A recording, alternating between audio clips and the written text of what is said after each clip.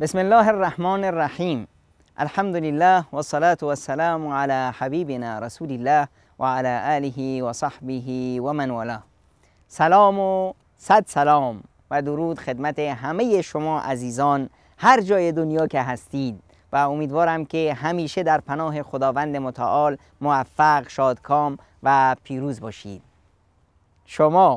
شما تک تنها میتونید دنیا رو عوض کنید. میتونید یک کاری بکنید که نگید که من چی کار کنم، بگو که من باید چی کار بکنم. خیلی کارها هست که ما میتونیم بکنیم. شما به تک تنهایی میتونید چهره زندگی رو عوض کنید. یک تک تنها در روز قیامت بعضی از پیامبران میان یه نفر همراهشونه، بعضیا میان 5-6 نفر همراهشونه، بعضیا میان یه 100,000 نفری همراهشونه. ما میخوایم امروز واسه شما قصه یک نفری رو بگیم از همین امت اسلام، مردی که تقریبا یه چند ماه پیش درگذشت و جونش رو به جان آفرین تسلیم گفت. این مرد روز قیامت میاد و حالا چه بشه خدا میدونه، اما تا الان در زندگی ایشون 11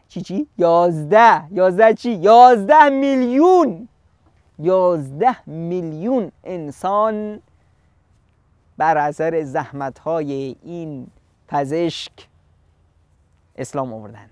بله، پزشک روحانی نیست اصلا. این قصه روحانی بودن و نمیدونم چی بودن اینا رو ما اصلا تو دینمون نداریم. دین واسه همه است.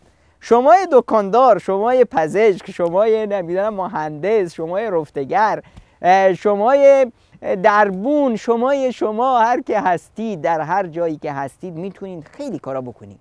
خودتون کم نگیرید. یکی با فکرش کار میکنه، یکی با کارش، با عملش، با حرکتش، با نیروش، یکی با مالش.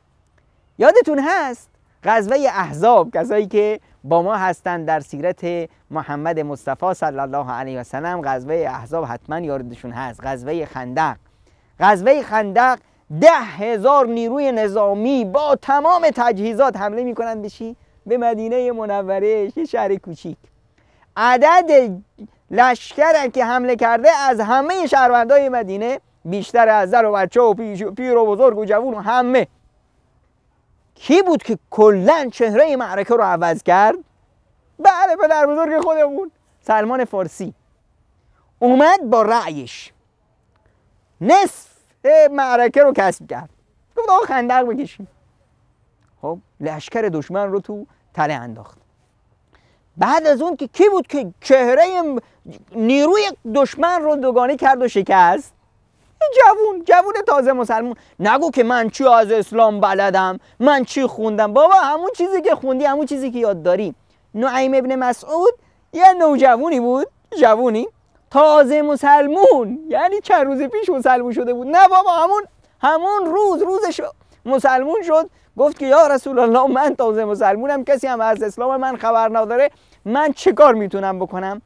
پیامبر نمیگه که برو این کارو بکن، نه، میگه عقل تو به کار بنداز.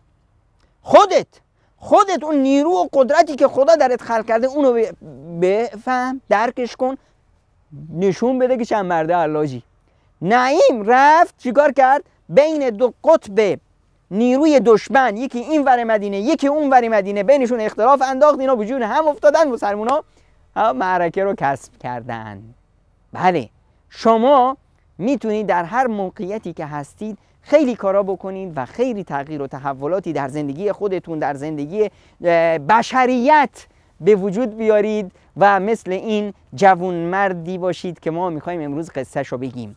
قصه این پزشک متخصص بیماری های داخلی و گوارش، مردی که به دست اون بیش از 11 میلیون انسان اسلام آوردن. بعد از این میان برنامه قصه این مرد معجزه ساز رو براتون میگیم تا بگیم که شما هم میتونید مثل ایشون باشید، بلکه شما میتونید بهتر از اینشون باشید، بلکه شما میتونید کاری بکنید که روز قیامت وقتی میایید پیش حبیبم و آقا و سرورم محمد مصطفی گردنتون رو بالا بگیریم و بگیم که یا رسول الله، یا رسول الله، ما اونی بودیم که شما میخواستید. این منم که اومدم و 11 میلیون انسان به دست من مسلمون شدن. منم اومدم 2000 میلیون یا 2 میلیون یا چند انسان رو از بیماری های مهلک نجات دادم و از گمراهی نجات دادم، آوردم به اسلام. بعد از این میان برنامه قصه این جوان مرد رو با هم عرض سلام مجدد خدمت شما عزیزان. گفتیم که در مورد یک پزشک متخصص بیماری های داخلی و گوارش با شما میگیم. پزشکی که خداوند در کارش برکت داد و تونست با همت و مردانگی خودش کاری کنه که مایه فخر همه جهانیان بشه. همه دنیا به حالش فخر کردن. کاری بکنه که یک حکومت، یک دولت از یک کشوری مثل کویت ایشون اومد، کشوری که بیشتر به اندازه یک روستا یا یک شهر میتونه بیشتر نباشه، اما تونست مایه فخر همه تاریخ این کویت باشه. اگر کویت در تاریخش هیچی نداشته باشه، فقط دکتر عبدالرحمن السمیت رو داشته باشه، میتونه سرش رو به آسمون بگیره و بهش افتخار کنه. مردی که 11 میلیون انسان توسط اون راه رو از چاه شناختند و به طرف دین مبین اسلام گرویدند. عبدالرحمن ابن السمیت مردی بود که خودش رو ساخت با همتش، با مردانگیش، با تلاشش. ایشون در کودکی عشق و علاقه ویژه‌ای داشتن به مطالعه. پدرش حتی بعضی وقتا نمیگفت نمیبرمت بازار، واسه چی؟ واسه اینکه هر جا که تو راهی چایی که برگه چیزی رو میدید که افتاده رو زمین بلندش می‌کرد، تو راه میخوند میرفت. عشق و علاقه خاصی به خوندن داشت و بعداً هم رفت به طرف به اصطلاح خوندن در تخصص پزشکی. خیلی آدم دینداری بود، از همون کودکی عشق و علاقه به دین داشت، به خدمت به دیگران داشت و همیشه احساس میکرد که باید دینش رو یاد بگیره. از اسلام آموخت که اسلام اون دینیه که اولین بار به انسانیت، حقوق بشریت، حقوق انسان و دفاع و از مستمندان، رسیدن به فقیران، اینها رو اسلام به او آموخت و اون درک کرد که این دینش واقعا دینیه که راه هدایت و رستگاری و سعادت دنیا و آخرت رو برای بشریت پیش روی همه نهاده، اما نیازه که باید انسان رو درک کنه. عبدالرحمن ما اومد خوب در مورد اسلام مطالعه کرد و تونست که در راه رسیدن به هدفش پیش بره. از بغداد لیسانس گرفت، بعد از اون برای تخصص رفت به غرب. در غرب، از غرب مثل خیلی از جوانای ما، واسه ما رقص نه آورد، واسه ما نمیدونم افکار و اندیشه های پوچ غربی رو نه آورد، واسه ما اون علم و دانش. به هر حال در غرب هم خیلی خوبی ها هست همراه خیلی زشتی ها. بعضیا میرن فرهنگ پوچ اونجا رو واسه ما میارن، بعضیا مثل عبدالرحمن ابن سمیت ما میرند علم و دانش رو فرا میگیرند و اون علم دانش غربی رو با فرهنگ و تمدن اسلامیشون قاطی میکنن و میشند سمیت ما و مایه فخر جامعه ما. ایشون در همین اثناء درسش متوجه شد که در آفریقا خیلی فقر بیچارگی است، ناداری است. سفرهایی به آفریقا داشت و در فکر این بود که من چطور به این ملت کمک کنم و به محتاجان و مستمندان آفریقا برسم. ابتدای کار دعوتش و کار رسیدن به مستمندان رو در همون جوونی و نوجوانی شروع کرد. در دبیرستان که درس میخوند متوجه بود که این بیچاره‌ها فقیرها و کارمندا میان تا چه وقت تو سردی تو گرمی منتظرن که برن سر کار، یه اتوبوسی بیاد اینا رو ببره یا نبره. چیکار کرد؟ با دوستاش سلام علیکی رو کرد و اومدن گفتن ما چطور بتونیم به اینا کمک کنیم. اینجا بود که با هم یه پولی برای جمع کردن، یه ماشینی خریدن، ایشون سر صبح بلند میشد این کارمندای بیچاره کارگرا رو میرسون سر کاراش، زود میومد خودشو به درس و مشقش میرسون. با این همت این عبدالرحمن اومد جلو و کار رسیدن به مستمندان و خدمت به مستضعفان رو پیش می برد. بارها هم به زندان افتاد در وقت رفته بود برای کمک به مستمندان و بیچاره های جنگ زده های عراق. یه بار به اصطلاح بعثی‌ها گرفتنش، یه بار دیگه در اونجا تصادف کرد و خورد و خمیر شد، سخوناش خرد شد، اما خداوند نجاتش داد. ایشون بعدها رفتند در فعالیت هایی که در اثنای تعلیم وقتی که درس میخوندن چیکار میکردن؟ همون هزینه تحصیلی که میگرفتن یه وعده غذا میخوردن، بقیهشو یا به فقیر فقراها میرسوندند و یا اینکه میرفتن کتابچه‌هایی تهیه میکردن در مسجدها تقسیم میکردن برای بالا بردن رشد فرهنگی و عقلی جامعه خودش. البته عبدالرحمن ما خیلی زرنگ بود، این کارا رو به خیلی خیلی کم به کسی پول میداد. برنامهش این بود که آقا به گرسنه ماهی نده که بخوره، به گرسنه قلاب بده که ماهی بگیره. بله، اگه شما یه وعده غذا به یه فقیر بدید، یه وعده غذا بیشتر که ندادید، یه وعده میخوره باز فقیر میشه.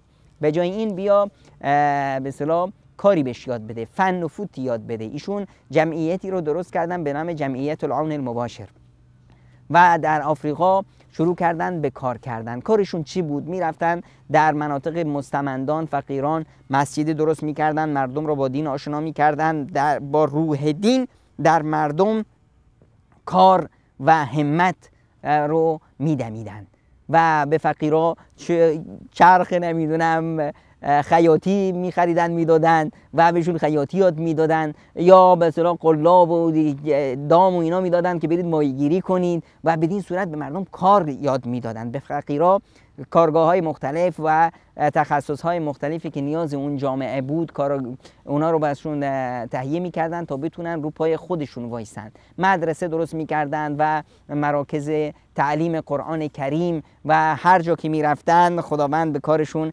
برکت میداد. و یه نقطه بسیار بسیار مهم این بود که خداوند بهشون همسری داده بود که همراهشون بود. در پشت سر هر مرد بزرگی یک زن بزرگی است که شاید خیلی ها غافل از اون باشن. اگر من یک همسری نمی داشتم که به من کمک کنه و در کنار من باشه که امروز بیام در خدمت شما باشم، خب نمیتونستم بیام این دعوتم رو، این رساله‌ام رو، این پیامم رو به شما برسونم و با هم سعی کنیم که نسخه عبدالرحمن ابن سمیت رو تکرار کنیم و با هم سعی کنیم بهتر از اون و پرتلاشتر از اون باشیم، از اون یاد بگیریم و پیش بریم. عبدالرحمن همیشه میگفت چیزی که باعث میشد که من همیشه گریه کنم، زاری کنم و خیلی منو میلرزوند و میترزوند و مو رو روی مثلا تنم میخ میکرد این بود که وقتی میرفتیم جایی و دهها نفر، صدها نفر مسلمون میشدن، میومدن گلوی ما رو میگرفتن، میگفتن ای مسلمون شما کجا بودید قبل از این؟ کجا بودید؟ پدر من، مادر من رو کفر مردن، چرا قبل از این نیومدید؟ چرا پیش از این نیومدید دست ما رو بگیرید؟ این بود که میگفت منو میلرزوند و میگفتم که ای وای ای وای ما دیر اومدیم. خب این بود مرد میدون، مرد کار، مرد همت عبدالرحمن السمیت. در هر جا میرفتن چاه میزدن برای مردم، در کینیا، در زنگبار، در عراق، در کاشغر، مدخشگر، در انتیمور و کسی بود که خدمتگار مستمندان بود و بهش میگفتند پدر آفریقا.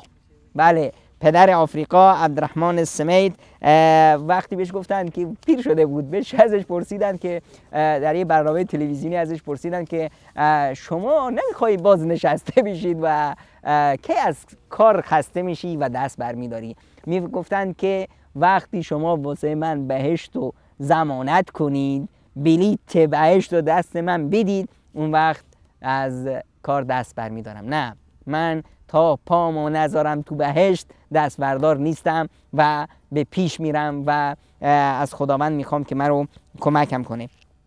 خانمش همون که گفتیم خیلی زن با همت و با توانی بود و در بیشتر سفرها در آفریقا، در اون جنگل‌ها، در اون باطلاق‌ها، در اون کوه‌ها، در اون صحراها که بارها ترور شد از طرف مسیحی‌ها، دعوتگران مسیحی، از طرف نمیدونم قبایل وحشی آفریقا، از طرف مارهای کبرا.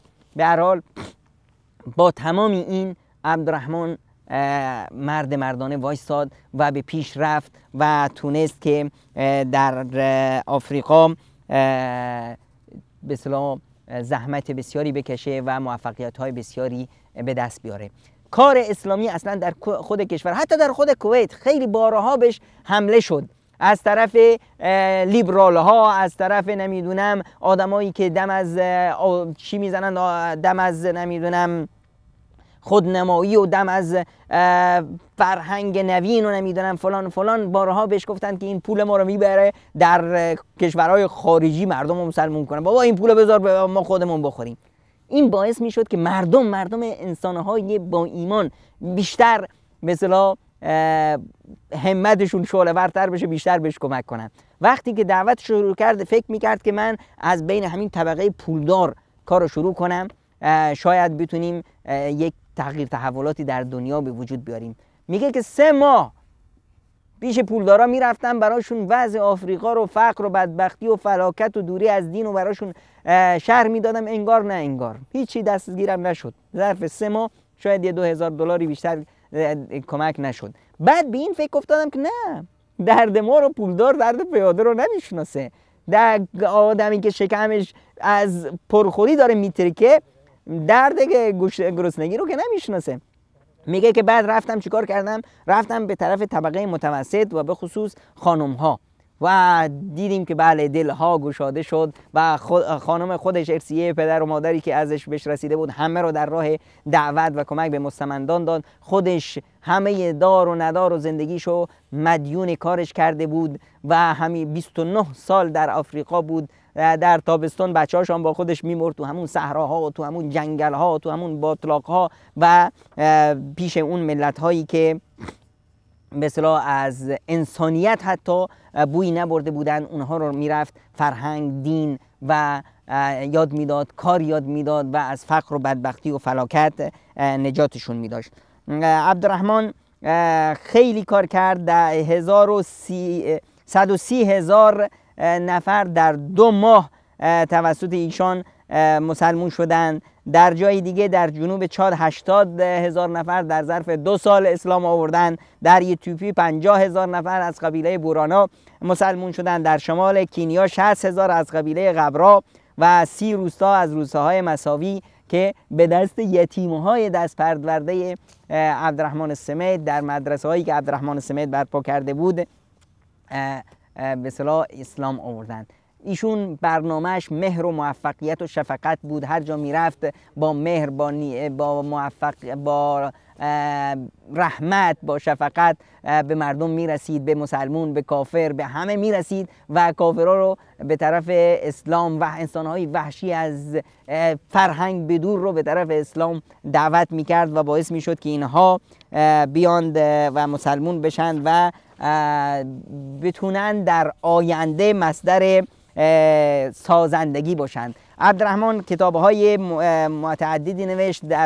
در خود تخصص پزشکی چند تا بحث و پژوهش‌ها داره. در کتاب‌های دعوتی لبیک آفریقا، اشکی از آفریقا و امثال اینها مؤلفاتی داره و تونست خیلی راه رو به پیش ببره با صبر، با استقامت، با اون انگیزه داخلی که باید من دنیا رو تغییر بدم، باید من یک مایه فخری برای کشورم، برای خودم، برای امتم باشم به پیش میرفت. خیلی از طرف مردم، از طرف مخالف ها توسری خورد، خیلی دشنام بهش دادن، بد و بیرا گفتن، ترورش کردن، اما خداوند اونو حفظ کرد و تونست راهش رو به پیش ببرسه و همیشه میگفت که من میتونم، با کار و فعالیت من میتونم. و ان الله لا یغیر ما بقوم حتی یغیروا ما بانفسهم. من اول خودم رو عوض میکنم، نحوه تفکیرم رو عوض میکنم، نحوه اندیشیدنم رو عوض میکنم، زاویه دیدم رو عوض میکنم و میتونم خیلی خیلی تغییرات به وجود بیارم که تونست. این عبدالرحمن ابن سوید بود که با ایمان به قدرت‌های نامحدودی که خداوند در انسان گذاشته بود تغییراتی در زندگی به وجود آورد و در نهایت در روز دوشنبه 23/4/2012 در سن 64 سالگی، یعنی در 4 اردیبهشت 1391 جان به جان آفرین تسلیم گفت و دنیا در فراق این پیرمرد 64 ساله گریست. عبدالرحمن سمیت مایه فخر تاریخ بشریت نوین شما میتونید باشید. شما دوست عزیز میتونید سمیتی دیگر باشید و میتونید مایه فخری برای جهانیان و برای خودتون، برای تاریخ باشید و در روز قیامت بتونید با سری بلند در مقابل خدا بیستید و بگید یا خدای من اونی بودم که خواستی. تا دیداری دیگه و قصه‌ای دیگه و پندرزهای دیگه همه شما رو به خدای بزرگ میسپارم و از خداوند متعال برای همتون التماس سعادت، شادکامی دارم و از شما التماس دعا. خدا یار و نگهدارتان باد.